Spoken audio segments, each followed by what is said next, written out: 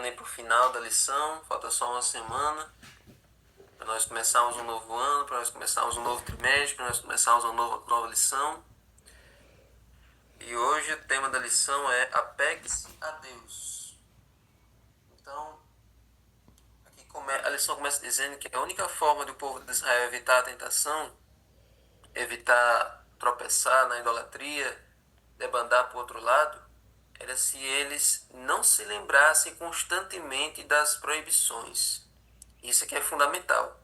Tem muitos adventistas, tem muitos cristãos que só estão na igreja por medo do futuro, por medo dos castigos, por medo das maldições, por medo da perseguição, por medo das pragas. E nós sabemos que o princípio do reino de Deus não é o medo, não é a coação, não é a obrigação, não é a forçação. O princípio do reino de Deus é o amor. Então a gente não deve servir a Deus, a gente não deve permanecer fiel por medo de alguma coisa. Isso vai contra o caráter de Deus. E isso vai a favor do argumento de Lúcifer. A nossa motivação deve ser uma fidelidade consciente e consistente a Deus. Devemos amá-lo pelo que ele é. Não pelo que ele faz, mas pelo que ele é. E quando nós amamos com a motivação certa, quando nós o adoramos pela motivação certa, então a gente não fica se apegando às maldições, a gente não fica se lembrando das punições, das consequências negativas da desobediência. Porque a gente ama obedecer. Porque a gente ama aquele a quem nós somos obedientes. Da mesma forma que quando a gente ama nosso pai, a gente não fica pensando no castigo que vai vir se a gente desobedecer ele. A gente só fica pensando o quanto ele é bom, o quanto ele faz as coisas por nós, o quanto eles nos protegem, eles nos cuidam em cada momento. Então, essa deve ser a motivação, o amor a Deus e não o medo dele. E aí, o verbo que se usa em Deuteronômio 4:4 é apegar-se ou aderir a Deus, que é mesmo usado quando um casal se une, e naquele verso que Ruth diz a Noemi que meu Deus será o seu Deus será o seu povo será o meu povo e o seu Deus será o meu Deus. Então, de acordo com Josué, o que havia feito o povo vencer, triunfar até aquele momento, era a fidelidade a Deus, era esse apego a Deus. Eles dependeram de Deus em todos os momentos.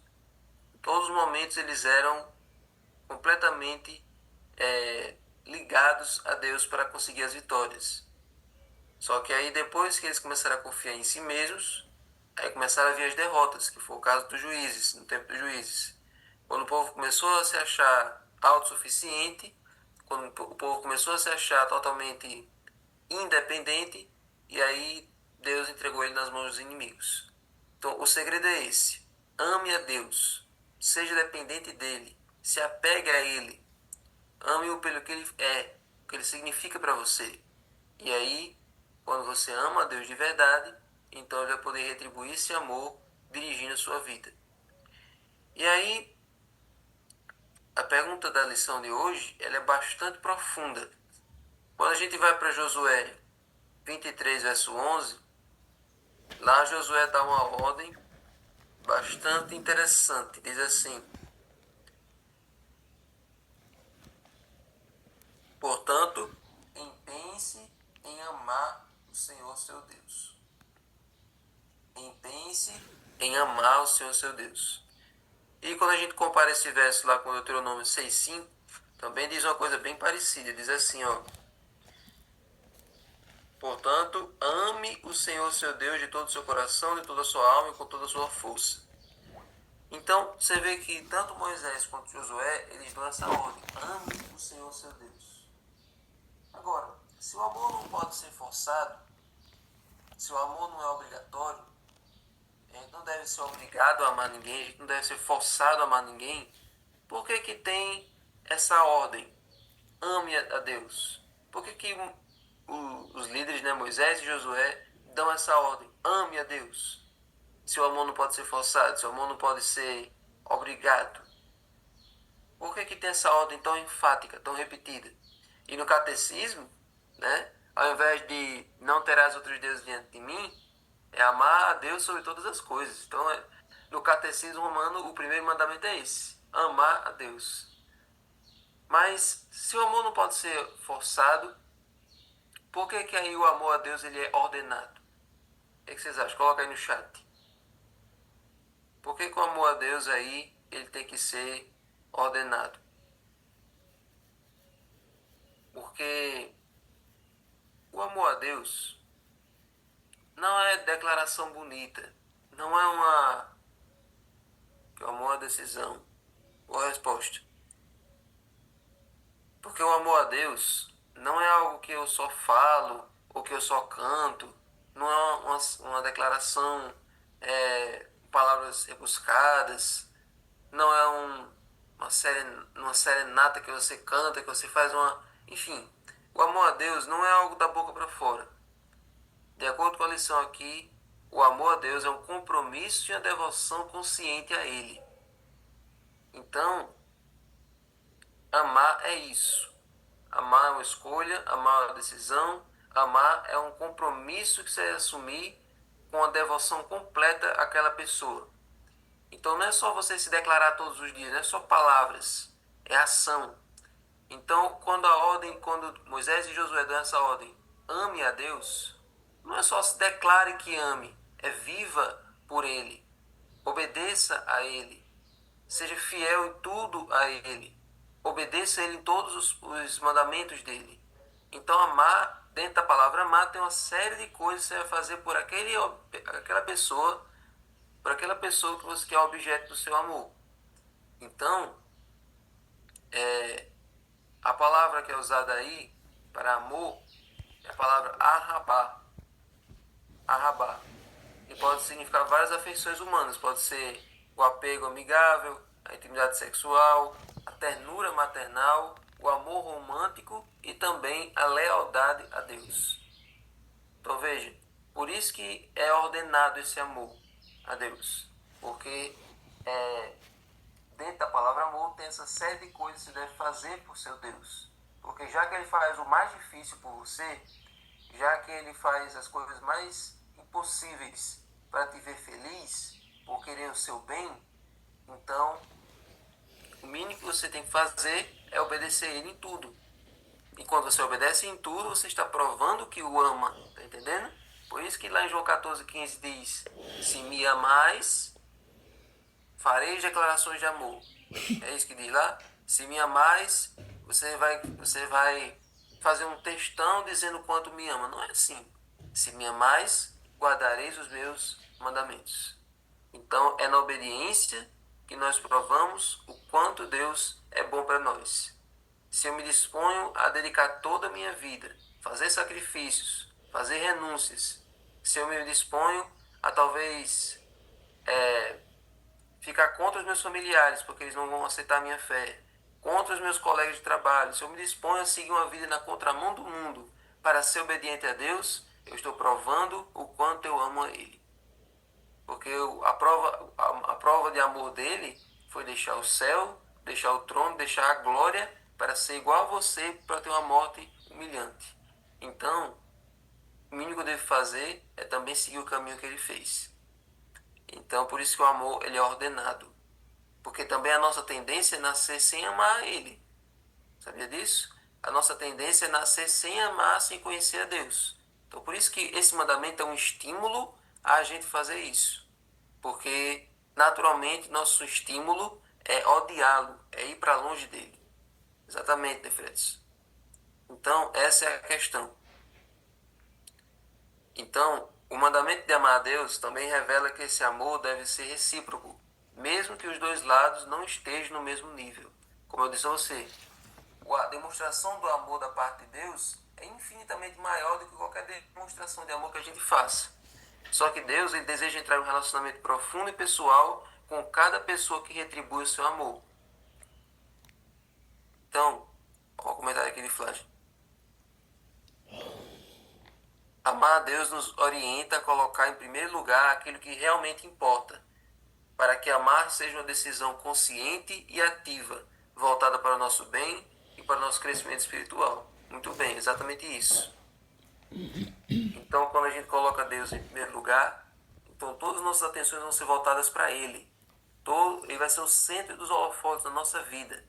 Cada atitude, cada ação, cada lugar que a gente for, cada palavra que a gente disser, cada obra que a gente fizer, tudo isso vai ter Deus ali permeando. Vai ter Deus como objeto final do nosso amor, do nosso carinho, da nossa consideração. E essa relação que a gente tem com Deus, como a lição desse aqui, a gente não está no mesmo nível. Nada que a gente fizer retribui a Deus no mesmo nível do que Ele faz por nós. Mas Deus não está interessado em ser beneficiado. A gente não beneficia Deus, a gente não ajuda Ele, a gente não enriquece Ele, enfim. O que Deus quer é que esse relacionamento que Ele faça conosco traga bênçãos para nós. Então, as nossas mínimas demonstrações de gratidão, nossas mínimas demonstrações de reconhecimento são suficientes para que Ele nos cumule de bênção, para que Ele nos encha para que Ele nos abençoe cada dia mais, para que Ele abra as janelas do céu e derrame as suas dádivas, os seus presentes sobre nós todos os dias. Então, o amor dele por todos nós é o fundamento para que expressemos o nosso amor voluntário e recíproco.